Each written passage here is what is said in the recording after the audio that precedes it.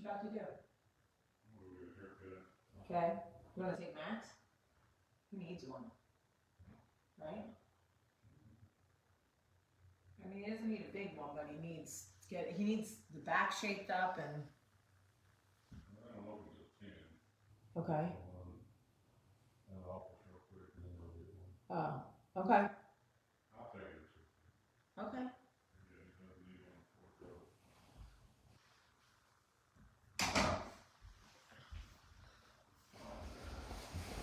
Good morning. How are we all doing today? Good morning. Good morning.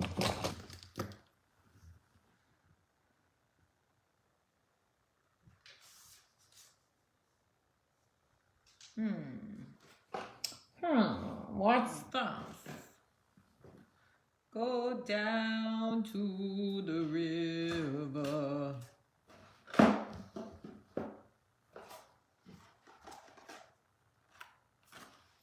All right, well, let me not play with shit. Hi, how's everybody doing? Let me put on a little bit more.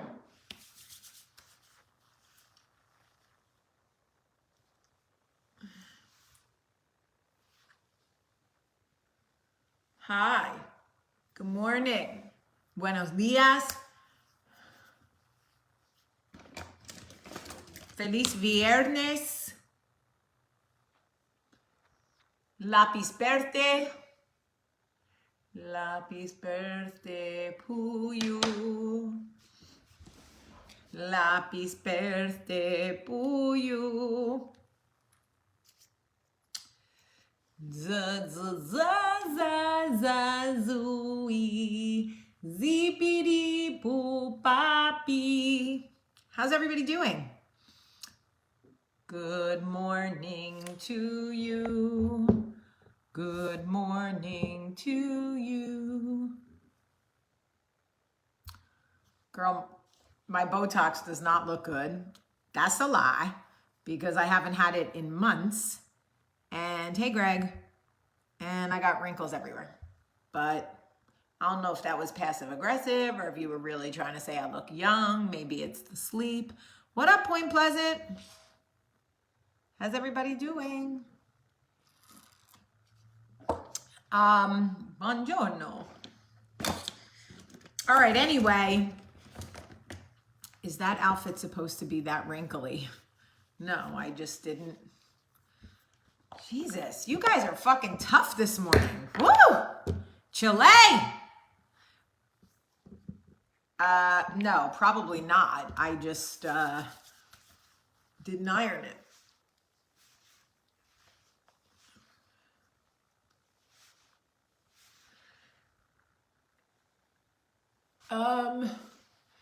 Anyway,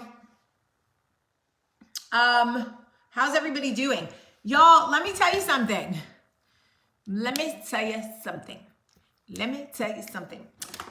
Sometimes, parents suck. And I have a friend whose mother says mean, passive-aggressive things to her all the time. She actually screenshots the things her mother says to her. And I think to myself, golly, like, where does life go wrong for you when you need to say some mean, instigating shit to your own child?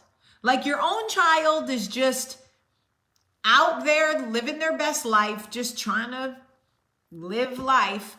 And what makes a mother just pick up the phone and text her child some bullshit?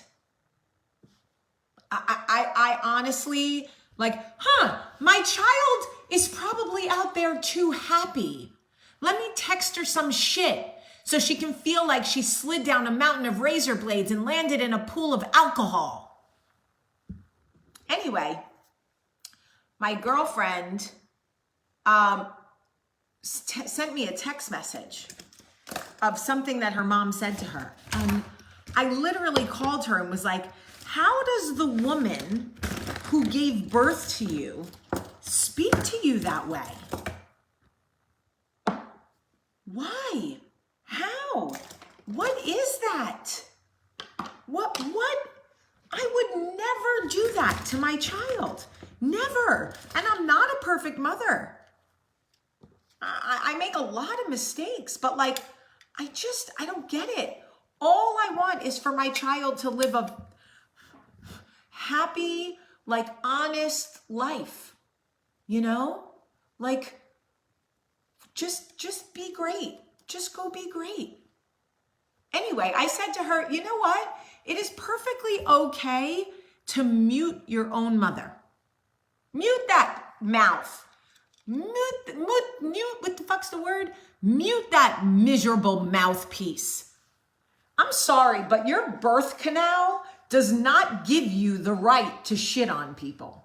God did not put anybody on this earth to be shit upon, you know, unless you're into that sexually. You don't get to shit on people just because you gave birth to them. Boo! Boo! Boo! Anyway, enough about that. You know how it is sometimes. No, nobody should allow their mother to talk to them like a dog. No. When you're young, you will respect your mother. But when you're a grown-up, respect is reciprocated like, nah, you're not going to talk to me like Willie Lump Lump. I'm sorry. No, ma'am. Absolutely not. You don't own me. I'm not one of your little toys. You don't own me. You have guilt muting your mother because the world makes us feel like we have to be martyrs for our mother. Mothers are like, you know, but I'm your mother. Okay, easy fucking Joan Crawford. Sit down, okay? Sit down. Take 2 fucking seats, please. Anyway, I told my friend, you feel guilty. I know, it's hard. You feel sad because it's a cycle of abuse. They make you feel guilty, and then you feel like you have to let them abuse you like that's their birthright. No.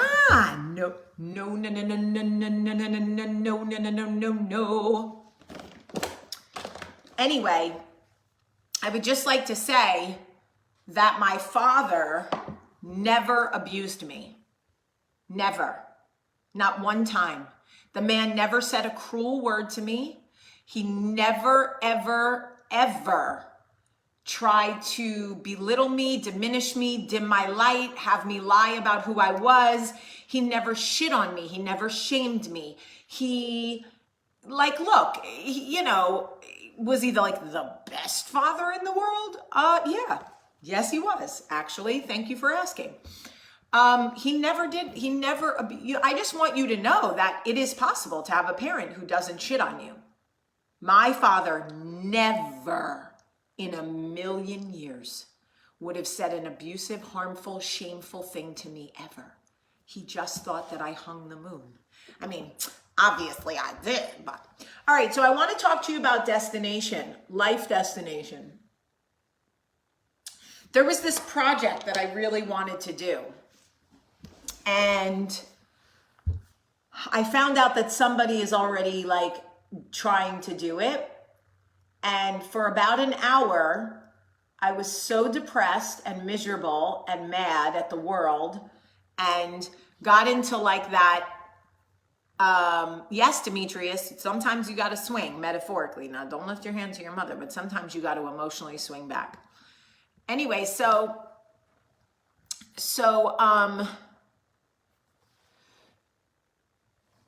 I found out that somebody was already doing it. And when you're in my business, when you find out that somebody is working on your idea or like has the same idea as you, it's a little bit soul crushing because it's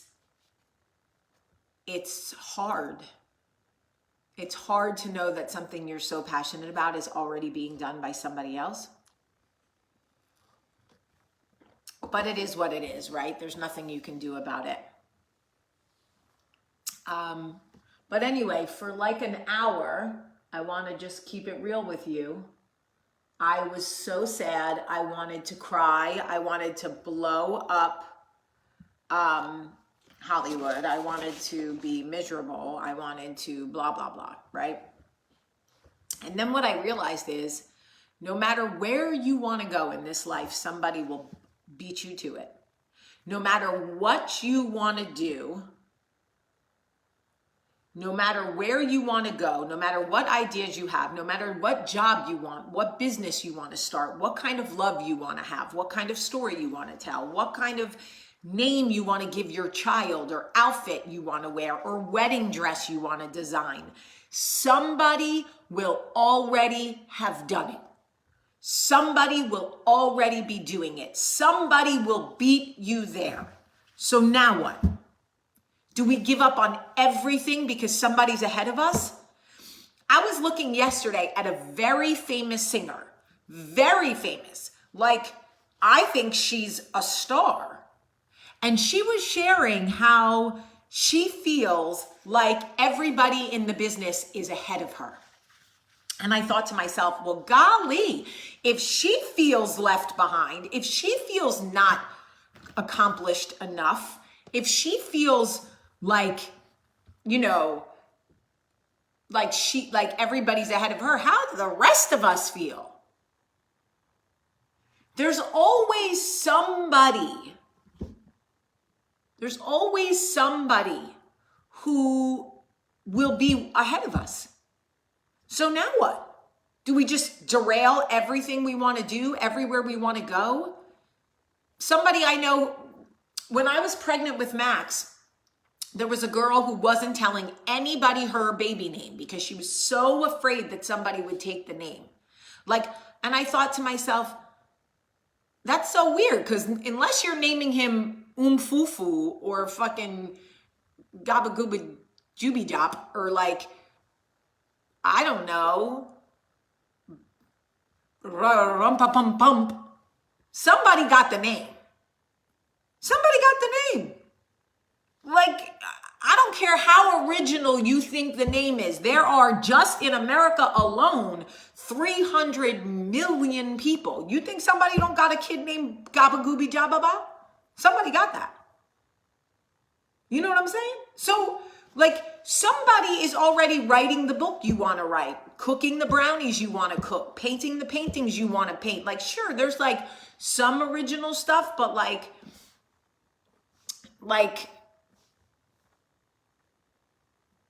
sorry, my block game is. So, I was thinking about it. And, so what? So we're just not going to wear the wedding dresses we want to wear? We're not going to name our kids what we want to name them? We're not going to pursue our dreams because somebody's ahead of us? Come on. We got to do it anyway. You know? We got to do it anyway. All right, Sabrine, your comments are starting to creep me out a little bit. So, listen to me. I want to remind you that everybody's calling is different. Everybody's journey is different. Everybody's road to perdition is different. Right, Shannon, we can't always be first. We can't always be first. So we need to be okay with doing it our way on our journey. If you want it bad enough, your brownie's gonna be banging. I don't care how they use your ingredients or what it is. If you want it bad enough, your brownie's gonna be banging. There's gonna be an audience for your brownie. If you want to write a book and somebody announces a book that's kind of sort of what you're trying to do and you feel like, oh, damn, I was just going to write that book. Write it anyway. because there's going to be an audience for the way you tell your story. Look, everybody knows 50 Shades of Grey was a blatant ripoff of Twilight. It started as fan fiction. It was literally a ripoff of Twilight. Stephenie, what's her name, Meyer, probably felt nauseated that this terrible writer, if we're being honest, E.L. Cummings, tons of success, terrible writer, took her characters, her story, changed the names, and made bajillions of dollars. But guess what? She found a way to tell the story she wanted to tell in a slightly different way, and guess what? It worked. Everybody in the industry knows it was fan fiction. Everybody knows it was a blatant fucking ripoff. I would have probably beat her ass if I'm keeping it 100. I know that's not a very Christian thing to say, but nah, you're not taking my life's work and just, giving it a little spit shine and then going out there and making $1 billion. Like, we're gonna have to fight. You might have to catch me outside, but you know what I mean. I'm just saying, now I'm contradicting myself, but sometimes I do that because sometimes I have emotional reactions to the way I feel. But whatever you want to do, if somebody else is already doing it, I promise you that's going to be the story of life. Somebody's definitely there before you. There's got to be somebody first. Got to be. Listen, Christopher Columbus came to America and was like, look what I did. I discovered America. And there were already people there like, sir, you're going to can you take a number? Sir, can you take a number? I mean, that's just the truth. Now, look, Christopher Columbus, you did something cool, but it could have still been cool if you had been like, I sailed all the way to this country where no other people were except for the people that already lived here. Look what I did. I did this amazing thing. I sailed to this country and there were no other Spanish conquistadors here, but there are native indigenous people. But still, I did a thing. He could have just told the truth. It still would have been remarkable. That's all I'm saying. Like, you could have controlled that narrative, Christopher Columbus. You ain't got to lie, Craig. You don't have to pretend there was nobody there, sir. You know what I mean? Anyway, my point is that it is easy to get discouraged when there are already people doing what you want to do. But just remember, there are always going to be people doing what you want to do. There's always going to be somebody ahead of you. Somebody who already has the wedding dress, already named the kid, already wrote the book, already cooked the brownie, already made the Bruce Springsteen movie. But that doesn't mean that you can't do it. That doesn't mean that you can't do it. You can also do it and just do it differently and do it the way you do it. You know? Just a thought. Anyway, I love you. I love you very much. Truly. And I really hope that you have a great, great day. I love you too, Joanne.